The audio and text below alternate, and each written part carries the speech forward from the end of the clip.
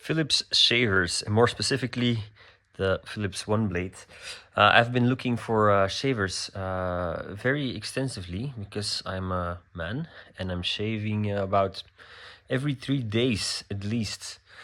And so for me, it was very important to find a shaver that was actually suiting my needs. So I tried different shavers. I've been very long time user of these kind of shavers, the Philips series. I had multiple of these shavers, cheaper ones and more expensive ones. I even also had one with a turbo that was sucking in your hairs and then a little container to store it.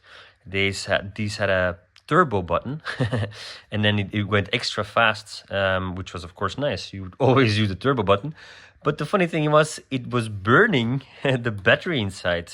So actually I had 2 or 3, and because I always got a new one because they just burned out. Anyway, but these guys, they weren't really cutting it for me anymore, although they're very nice to have the whole compact thing inside. And yeah, the battery's flat. And it was a nice trimmer, but I was looking for something extra. The problem with these guys is they're relatively rough-toothed and nobody changed their insides, or I didn't do it anyway. So I wasn't that satisfied with them anymore. So I went looking and I tried different brands. Oh shit. There are different brands. I also tried the brown. I was very, very disappointed with the brown one. It was actually an entry-level model, but that was a disaster. It was really disaster. Their advertising was that they were shaving everything with the brown, even like a metal brush, but that was not the case. It took me so long to trim my beard. I actually compared it to the normal Philips, and it like one side with the brown and one side with the Philips, and just the time it took to have an even shave, an even trim, it was something completely different. But then a friend of mine pointed me in the direction of these OneBlades. These OneBlades are actually pretty nice because they're very thin bladed, very sharp. And the good thing, but also the bad thing is you replace these whenever they get dull. You will replace them, so you will always have every 3 to 6 months have a new very sharp shaver. And that was actually something that really spoke to me. I was very sold on this idea, and I was using them as a trimmer, and I really liked them. And they were way better than these guys because they stayed sharp. They did not stay sharp because you throw them away. You would regularly have a very sharp trimmer, which for a time kept me very, very happy. But you could only shave your facial hair with them. You couldn't shave your head hair or other hairs. You can only shave very thin, short hairs because for some reason they can't keep up with the longer hairs. In the beginning, when I had these guys, I was very happy because I paid on Amazon or something like that an average of, let's say, between 7 or 9 euros, I'm in the Eurozone, for one of these blades. But then they came up with something it's called the 360, and it's like a thing underneath here which makes it rotate.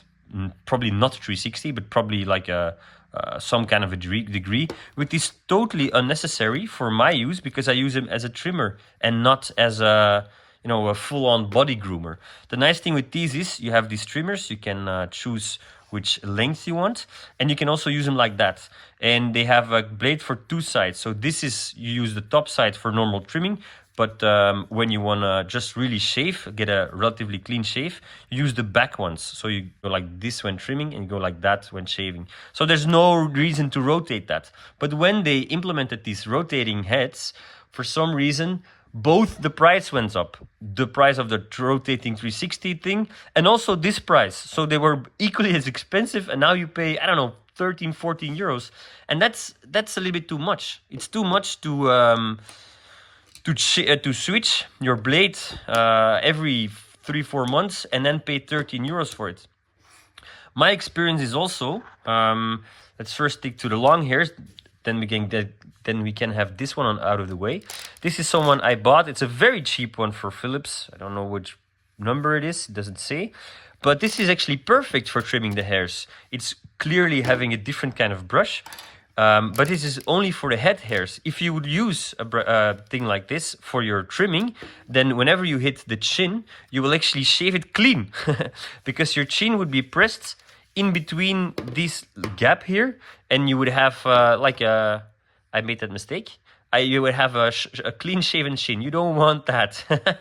So this is only for the head, but it's only, I think it's only 20 euros or something like that. And this is actually for just, you know, keeping up, not the full hairdressing, of course, but just keeping up. These guys are actually very nice, and these guys are useless. But these guys, it's a very good addition. Also, nice thing is on these guys, you can have these little nose trimmers, because Philips also have something like this for a nose trimmer, but I'm not really happy with that. Actually pretty disappointed of it. But these nose trimmers you can put on the machine, and then you can also, you know, trims your nose hair or ear hairs, which is a nice additive. But let's talk about these blades. The problem with these blades is they get dull. They get dull, and they get dull depending on your use rather quickly. So I have used them for 3 months. I also have used them for 6 months, which was also fine. But what is very important is these shavers, they are, where is it? There we go. They are water resistant. So you can use them in the shower, but don't use them in the shower. These blades are very, very thin, very, very sharp, and that's actually their advantage. But they probably also get dull very quickly when exposed to water and air. So I would not recommend using them in the shower. And I noticed I actually have 3 of these on different places because I move around a lot. So I thought, like, if I had a razor everywhere where I commonly shave myself, I would be very satisfied and not having to carrying around all the time, and also having a feeling of safety where I can shave wherever I want. But because it's not only the usage of this blade, but it's also the time of the blade, because it exposed to air, to moist, to whatever, it actually get dull. So that's the sad thing about these. So now I use this one to carrying around everywhere in my backpack. I always have with me, because I only use one blade, because else I have to change all the blades, the 3 blades every 3 months, which is ridiculous, because that's 30 euros per 3 months. That's 10 euros per month for a shaver. That's absurd. That nobody should do this. This is not what you want, on top of course of the price you pay. So what I noticed is the one that I had in my house, in one of the bedrooms that was actually getting wet, pretty very high air moisture, that was getting dull the most. So I noticed, I guessing that actually the moist is generating the degenerative abilities of these blades. So I would not suggest keeping them in a moist place or using them wet, because it will faster. So actually I'm using the brown box as my travel shaver, like this, with one of these inside, and I use one of these silica gels to keep them dry. And I noticed this really works. It really keeps the blade longer sharp. It really keeps the blade longer usable. Of course, I only use them for my face and not much else, let's call it like that. Now, I also bought a small one for in my case. I thought it was very nice. So you can charge with USB, but it had like this little head on top. It was one like this. With less options to shave of diameters, but this head was ridiculous. It was working. I was very angry at it because I was so satisfied with this OneBlade products, and then the small one with the stupid click-on head, that was a disaster. So actually I gave it away to a friend. I hope he's very happy with it. He's probably using it like that without that head, because that head was ridiculous. The thing I wanted to say next is you have different kind of heads like this. So I'm actually not sure if this is the original one of this one, but there's one other one with less teeth. You see, with less teeth in between. Look like this. And you see there's more space between these teeth, and mine broke. And there, this gap is also bigger, and you have the danger of also, when you're using the curvature of your chin, actually also getting a bald spot, like cutting the complete hairs, not with the size that you ordered, that you selected with the selector. So that's actually not so nice. So my recommendation is buy one with lots of teeth, like these guys, you see? Oh, I forgot which one was which now. Oh no.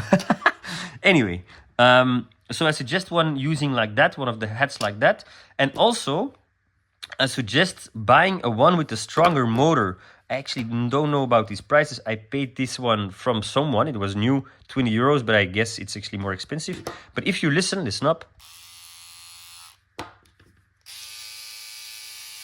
It's very clear that this one is rotating at a way higher speed. Actually, if you look at what's actually happening inside, it's just one triangle that is turning on its own axis, and that is the engine that is propelling this this little blade.